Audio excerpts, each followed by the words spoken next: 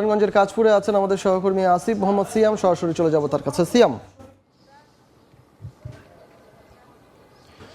নৌ শ্রমিকদের কর্মবিরতির 12 ঘন্টা পূর্ণ হয়ে গেছে। তো এই কর্মবিরতির পরে ঘোষণার পরে এই মুহূর্তে আমরা কাঁচপুর ব্রিজের এই ঘাটে এসে দেখতে পাচ্ছি যে এখানে বেশ কিছু জাহাজ এখানে ভেড়ানো আছে, যেই জাহাজগুলো অন্যান্য সময়ে দেশের বিভিন্ন প্রান্ত থেকে খাদ্যপণ্য আনা নেওয়াতে কাজে আসতো, সেই জাহাজগুলো এই মুহূর্তে একদমই এখানে ভেড়ানো আছে। এগুলো কোনো কোথাও আজকে আর পাঠানো হয়নি। এবং এখানে কিছু জাহাজ এখানে আছে যেগুলো পাথরবাহী এবং সিমেন্টবাহী জাহাজ আমরা দেখতে পাচ্ছি, যে এগুলোতে এগুলো পণ্য নামানো হচ্ছে।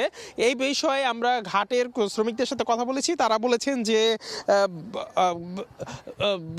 কর্মবিরতি ঘোষণার আগেই এই জাহাজগুলো এই ঘাটে চলে এসেছে এবং সেগুলো আজ সকাল থেকেই তারা নামানোর কাজ করে যাচ্ছে।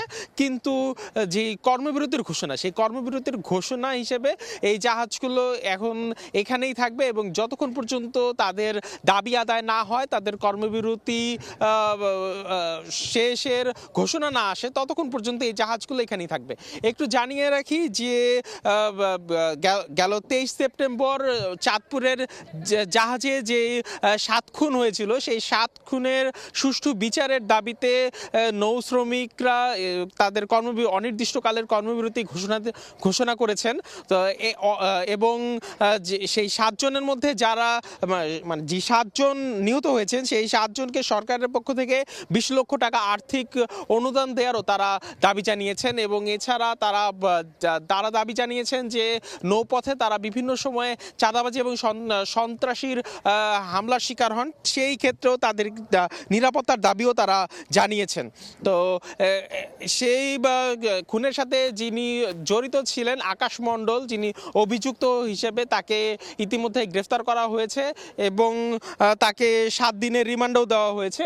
কিন্তু তারপরেও নৌ শ্রমিকদের দাবি হচ্ছে এই খুনের মূল রহস্য এখনও উদ্ঘাটন হওয়া বাকি এবং সেই উদ্ঘাটনের দাবিতে তারা তাদের কর্মবিরতি অব্যাহত রেখেছেন। তো কাঁচপুর থেকে আমার কাছে এই ছিল সর্বশেষ। নারায়ণগঞ্জের কাজপুর থেকে আমাদের সঙ্গে যুক্ত হয়েছিলেন সহকর্মী আসিফ মোহাম্মদ।